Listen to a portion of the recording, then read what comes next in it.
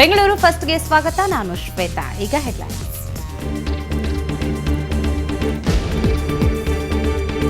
ಮಗನಿಗೆ ಮಗಳನ್ನೇ ಮದುವೆ ಮಾಡಲು ಹೊರಟ, ಬೀದಿಯಲ್ಲಿ ನಡೆಯಿತು ರಂಪಾಟ, ಕಿರಾತಕ ಅಪ್ಪನಿಗೆ ಸಂಬಂಧಿಕರಿಂದ ಪಾಠ.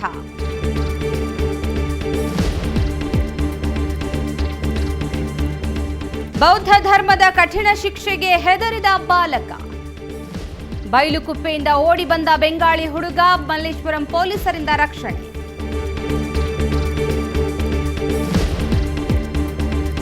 ಹಲವೆಡೆ ಬೆಳ್ಳಂಬೆಳಿಗ್ಗೆ ಜೆಸಿಬಿಗಳ ಘರ್ಜನೆ, ಬಿಡಿಎ ಬಿಬಿಎಂಪಿ ಜಂಟಿ ತೆರವು ಕಾರ್ಯಾಚರಣೆ, ನೆಲಸಮವಾದವು ಅಕ್ರಮವಾಗಿ ನಿರ್ಮಿಸಿದ್ದ ಗ್ಯಾರೇಜ್ ಮನೆ.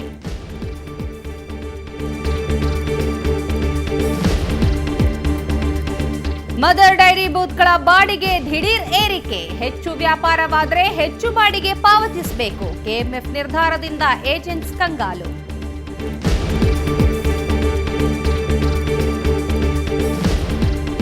ಚಿಕ್ಕಪೇಟೆಯಲ್ಲಿ ಸಿಗುತ್ತೆ sweet food, Shyam Mishra juice ಸೆಂಟರ್ಗೆ ಫುಲ್ ಡಿಮಾಂಡ್, ಗ್ರಾಹಕರ ಮನಸೆಳೆದಿದೆ ಡ್ರೈ ಫ್ರೂಟ್ ಜ್ಯೂಸ್.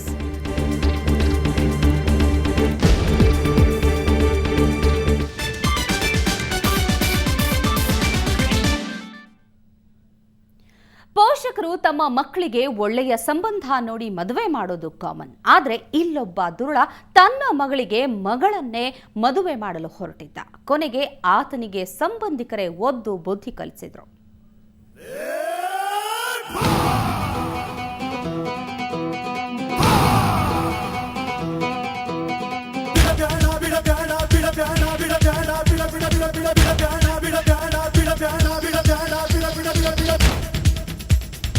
ಅಯ್ಯೋ ರಾಮ, ಇದೇನ್ರಿ ಇದು?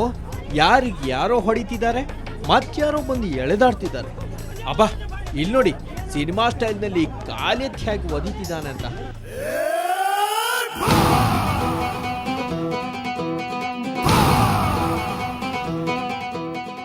ಒಟ್ನಲ್ಲಿ ಬೀದಿ ನಾಟಕ ಆಗೋಯ್ತು ನೋಡಿ.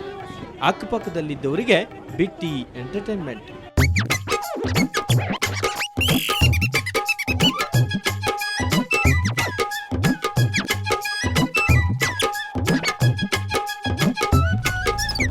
ಇಷ್ಟಕ್ಕೂ ಇವ್ರು ಯಾರೂ ಜನ್ಮಾಂತರದ ಶತ್ರುಗಳಲ್ಲ ಬಿಡಿ, ಪರಸ್ಪರ ಸಂಬಂಧಿಕರು.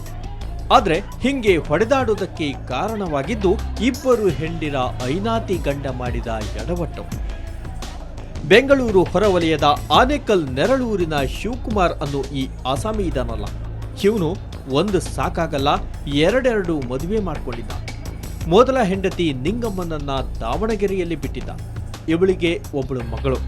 ಇನ್ನು ಎರಡನೇ ಹೆಂಡತಿ ಇದ್ಲಲ್ಲ, ಆನೇಕಲ್ನಲ್ಲಿ, ಅವಳಿಗೆ ಒಬ್ಬ ಮಗ ಇದ್ದ. ಒಂದಷ್ಟು ದಿನ ಇಬ್ಬರನ್ನು ಹಾಗೂ ಹೀಗೂ ಸಂಭಾಳಿಸಿದ್ದ ಇವನು ಕೊನೆಗೊಂದು ದಿನ ಖತರ್ನಾಕ್ ಐಡಿಯಾ ಮಾಡ್ದ. ಅದೇ ಇಬ್ಬರು ಮಕ್ಕಳಿಗೆ ಮದುವೆ ಮಾಡಿಸೋದು. ಮೊದಲ ಹೆಂಡತಿಯ ಮಗಳು ಮತ್ತು ಎರಡನೇ ಹೆಂಡತಿ ಮಗನಿಗೆ ಬಲವಂತವಾಗಿ ನಿಶ್ಚಿತಾರ್ಥವನ್ನ ಮಾಡಿಸಿಬಿಟ್ಟ. ಅದ್ಹೇಗೋ ವಿಷಯ ಗೊತ್ತಾಯ್ತು ನೋಡಿ ಹುಡುಗಿ ತಾಯಿಗೆ. ಸಂಬಂಧಿಕರೊಡನೆ ಬಂದು ಗಂಡನಿಗೆ ರಸ್ತೆ ಮಧ್ಯೆನೇ ಗೂಸಾ ಕೊಟ್ಲು. ಹುಡುಗಿನ ವಾಪಸ್ ಕರ್ಕೊಂಡು ಹೋದ್ಲು. ದಾವಣಗೆರೆಯಲ್ಲಿ ಇದ್ವಿ, ಈಗ ಇಲ್ಲಿದ್ದೀವಿ. 2 ತಿಂಗಳಾಯ್ತು ಬಂದು. ನಮ್ಮಮ್ಮ ಇರಲಿಲ್ಲ, ನಾನು ನಮ್ಮಮ್ಮನ ಜೊತೆ ಇರ್ತೀನಿ. ಓದ್ಕೊಂತಾನೆ ನಮ್ಮಮ್ಮನ ಜೊತೆ ಇರ್ತೀನಿ. ಇಷ್ಟ ಇಲ್ಲ. ಕೆಲಸ ಇಲ್ಲದ ಬಡಗಿ ಅದೇನೋ ಮಾಡಿದ್ದಂತೆ. ಹಾಗೆ ಮಾಡೋದಕ್ಕೆ ಹೋಗಿದ್ದ ಇವನು. ಆದ್ರೆ ಗೂಸಾ ಬಿದ್ದ ಮೇಲೆ ಇಂಗು ತಿಂದ ಮಂಗನಂತಾಗಿದ್ದಾನೆ. ಆನೇಕಲ್ನಿಂದ ಕ್ಯಾಮರಾಮನ್ ರವಿ ಜೊತೆ ಮಂಜುನಾಥ್, ಸುವರ್ಣ ನ್ಯೂಸ್. ಇವತ್ತು ಧಾರ್ಮಿಕ ಶಿಕ್ಷಣ ಕೇಂದ್ರದಿಂದ ಬಾಲಕನೊಬ್ಬ ತಪ್ಪಿಸಿಕೊಂಡು ಬೆಂಗಳೂರಿಗೆ ಬಂದಿದ್ದ. ಅಲ್ಲಿನ ಶಿಕ್ಷೆ ತಾಳಲಾರದೆ ಪೋಷಕರ ಬಳಿ ಕಳಿಸಿಕೊಡಿ ಅಂತ ಪೊಲೀಸರ ಮುಂದೆ ಅವಲತ್ತುಕೊಂಡ. ಆದರೆ ಬೌದ್ಧ ಕೇಂದ್ರದವರು ಬಂದು ಆತನನ್ನ ವಾಪಸ್ ಕರೆದೊಯ್ದರು.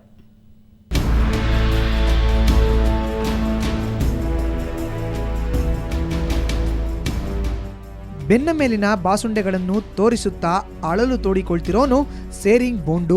ಇವತ್ತು ಬೆಳ್ಳಂಬೆಳಗ್ಗೆ ಮಲ್ಲೇಶ್ವರಂನ ಮಂತ್ರಿಮಾಲ್ ಬಳಿ ಈ ಹುಡುಗ ಅಳುತ್ತಾ ನಿಂತಿದ್ದ.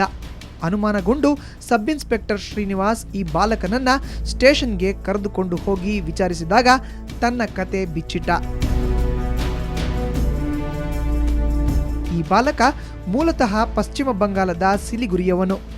4 ವರ್ಷಗಳ ಹಿಂದೆ ಇವರನ್ನು ಪೋಷಕರು ಬೌದ್ಧ ಧರ್ಮದ ಅಧ್ಯಯನಕ್ಕೆ ಅಂತ ಮೈಸೂರು ಜಿಲ್ಲೆಯ ಬೈಲುಕುಪ್ಪೆಯ ಗೋಲ್ಡನ್ ಟೆಂಪಲ್ಗೆ ಸೇರಿಸಿದ್ರು. ಅಲ್ಲಿಂದ ನಿನ್ನೆ ರಾತ್ರಿ ತಪ್ಪಿಸಿಕೊಂಡು ಬೆಂಗಳೂರಿಗೆ ಬಂದಿದ್ದಾನೆ.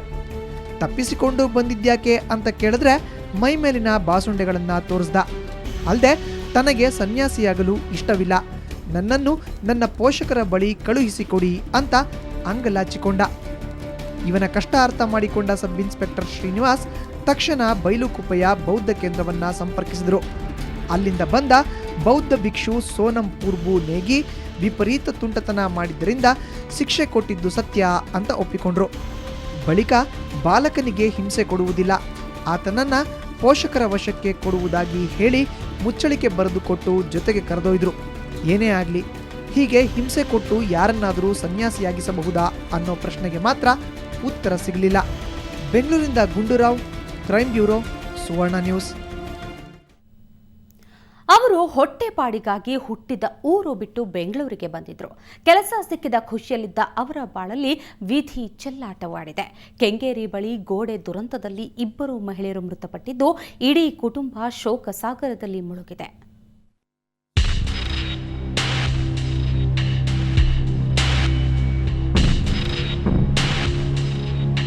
ಗೋಡೆ ದುರಂತದಲ್ಲಿ ಮೃತಪಟ್ಟ ಮಹಿಳೆಯರು, ಪೊಲೀಸ್ ಠಾಣೆ ಮುಂದೆ ಜಮಾಯಿಸಿದ ಜನ, ಇದೆಲ್ಲ ಕಂಡು ಬಂದಿದ್ದು ಕೆಂಗೇರಿಯಲ್ಲಿ.